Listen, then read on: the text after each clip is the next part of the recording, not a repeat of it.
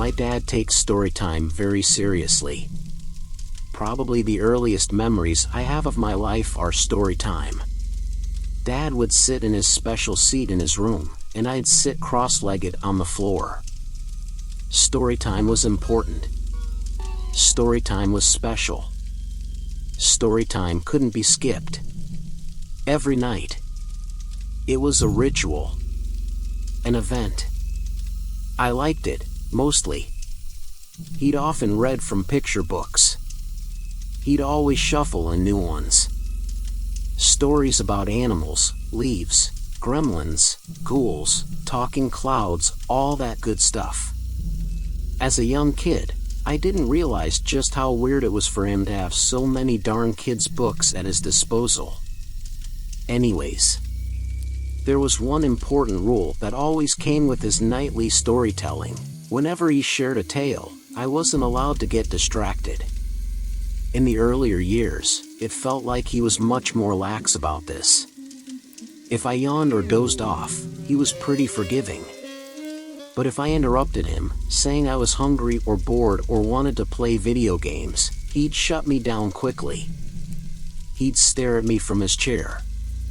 An intense, angry glare. Then, with my full attention, he'd simply say, "What would the uninvited guests think about this?" Naturally, I didn't have a great answer to this question. At first, I assumed it was just an expression akin to saying it's raining cats and dogs, some phrase that sounded like nonsense, but one that I'd understand when I was older. Either way, I ended up becoming a pretty good listener after months of this ritual, and started to really relish these moments with my dad. The stories themselves were boring, sure, but he'd always work hard to spice them up with great pacing and impassioned voice acting. It wasn't until I turned 9 that his storytime rules became much stricter. At this point, if I got itchy and looked down at my arm to scratch it, he'd snap his fingers, then glare.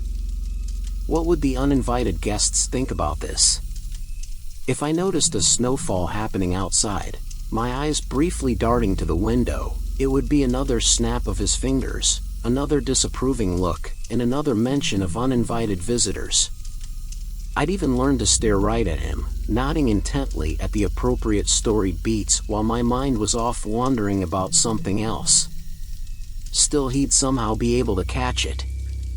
Innocently, I brought this up to some of my close friends at school, who found the whole thing, including the fact that he still read stories to me, nightly, even a bit weird. My curiosity flamed, and I brought it up to him at dinner one day.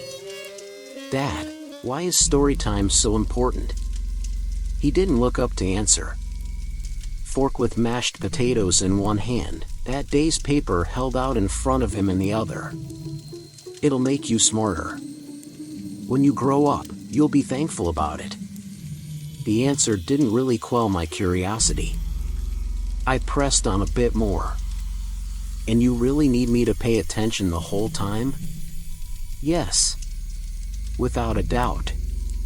Not a particularly detailed answer from the old man. If this paints a strange picture about my pops, I do want to make something very clear. He was a great dad. He was always there when I needed him, whether it was for help on my homework or as a shoulder to cry on for something my 9-year-old self thought was the end of the world. He was supportive with all my hobbies, dorky as they were, and never seemed interested in forcing a particular worldview on me. There were only 2 topics he was guarded about: talking about my mom, who died giving birth to me, and of course, the stories. Once I hit 10, he ditched the picture books altogether. The next stories were all ones he came up with himself. They were interesting, to say the least. I can recall a few of them that left greater impressions on me, for reasons I'll get into soon. The first was the story about the werewolf who should have known better. This werewolf had sharp teeth, sharp claws, and a big heart, like all the werewolves that came before him. He'd heard all the tales about townsfolk crying foul about the wolves and blaming them for various ills, but he brushed them aside. This werewolf was an optimist. One fateful day, he climbed down the hill to finally greet the townsfolk, but they chased him out with pitchforks and rocks. He realized quickly, much as he wished it weren't the case, that things hadn't changed. His story would be the same as those of wolves from generations past. The second story was about a boy who would freeze up in terror whenever there was an earthquake. Rather than dropping under the table and covering his head as he was supposed to, he'd instead stop in place, unable to move an inch. Noticing this, his mother decided to calm him with a story. Earthquakes, big and small, she told him, were all caused by a friendly giant in the sky. Small rumbles meant the giant was exercising, and bigger quakes meant the giant was bouncing on a trampoline. The stories were silly, but they helped the boy find some relief, and soon, he was able to consistently drop, cover, and hold, all while visualizing a fantastical picture in the sky. The most important story of the bunch was one he decided to save for a special night. At this point, I'd become the perfect listener. It was routine and instinct, and nothing could distract me. Even as my dad's storytelling antics got stranger and stranger. He'd turn the TV on midway through a tale and start slowly lifting the volume. He'd walk around the room as he spoke, bouncing a ball against the wall with increasing force. And, strangest of all, he'd sometimes bring large stuffed animals into the room that he would hide behind as he told the story. I barely slipped up. Sometimes the face of a particular stuffed animal would pop out to me, or my eyes would be drawn to follow the movement of the ball he was bouncing. He'd always catch me. He'd always notice. He'd always say the line. What would the uninvited guests think about this? Finally, I asked him, "Who are the uninvited guests?" He broke into a big smile. It stretched across his face with an unsettling curve, like a caterpillar. Like his cheeks were being pulled. Then he shook his head. "There's still time," he said. And there was indeed. The night of the party wasn't for a few weeks. When it finally rolled around, it was a sight to behold. I never knew my dad had so many friends. They were all laughing, friendly, mingling, shaking hands, looking at the pictures around our house, eating. A gathering of sophisticated-seeming adults. None of them paid much attention to me at first. I assumed this event wasn't a big deal. Dad had mentioned briefly that some folks might come over to our house in the near future. I still remember the look on his face when they arrived. It was an expression I'd never seen him wear before.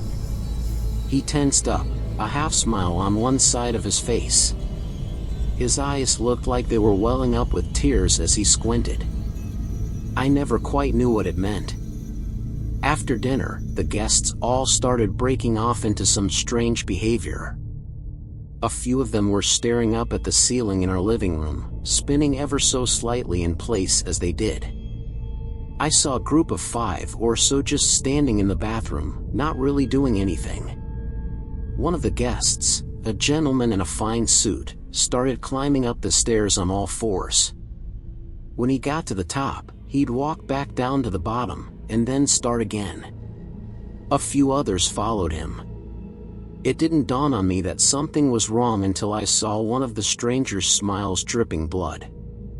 I thought my brain was making things up, but then someone down the hall looked at me and waved with a similar tinged smile, red droplets flicking down from her teeth. I saw it more and more upon the guests, and cried for my dad. He found me, grabbed my hand, and pulled me into his room. It started. I heard him mutter to himself in a whisper. He shut the doors behind him, and barricaded the entrance as I continued crying. "It's story time, all right," he said. I was rattled beyond belief, but the words brought me a light comfort. He sat in his special chair. The one he always sat in. Then, he told me the story about Patrick Bear and the uninvited guests. I tried my best to listen intently. On one special day, Patrick found out that he was throwing a party. That was news to him. I felt a force pushing against the door. The guests rolled in one by one. More than he could have ever imagined. They were already inside.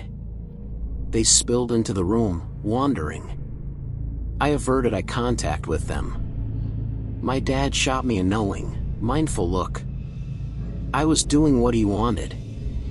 They had big hats and big ties and fancy shoes, but Patrick Bear didn't care. A clutter of strangers gathered behind my dad's seat. They peeked their heads out to look at me.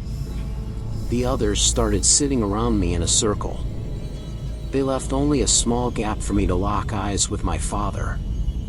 Through my blurry peripheral vision, I could sense all of their eyes were fixed on me. Patrick just wanted his alone time, so fancy friends didn't mean much to him. The whispers of the strangers were the hardest part. "Look here, do you want to have a staring contest? Look away for just one SEC," they all said in different variations. The guests stayed longer than he would have liked. The bloodied smile of a stranger crept up right in front of me. I kept my dad's gaze with the 2-inch gap to the strangers left that had been afforded me. But eventually, I saw my dad's neck slowly twist. His eyes had averted from me. They looked upwards now, towards a woman that was hovering in front of him.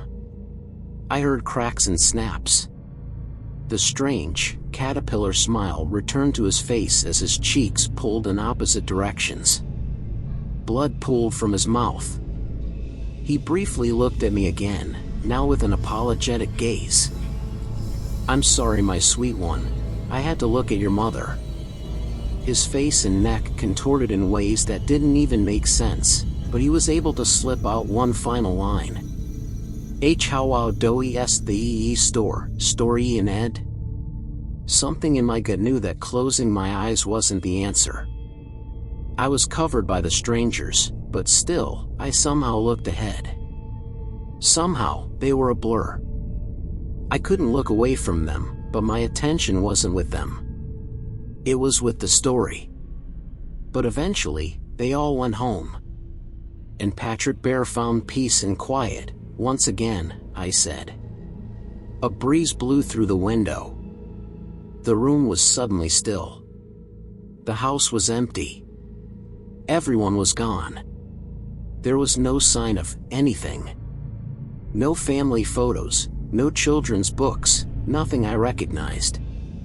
Just generic furniture. When the cops found me days later, starved and confused, the story was that I was an orphan boy with no traceable lineage. Everything I told them about my dad, my upbringing, story time, and more, couldn't be proven in any way. I talked about my school, about the teachers and friends I had there, but no one mentioned could recall ever knowing me. For a while, I was convinced that I'd made up the whole thing in my mind. That I'd been abandoned by my parents when I was young, fled from an orphanage, and squatted in uninhabited properties living an imagined life. A storybook of my own. The events of that final night of story time and the insanity I encountered were proof that I'd merely decoupled from reality as a child.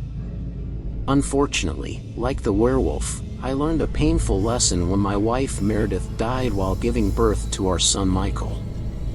Through the sheer shock and horror of it all, I tried to convince myself that it was just a disturbing cosmic coincidence. But then a package from nowhere arrived at my front door a few weeks after her passing.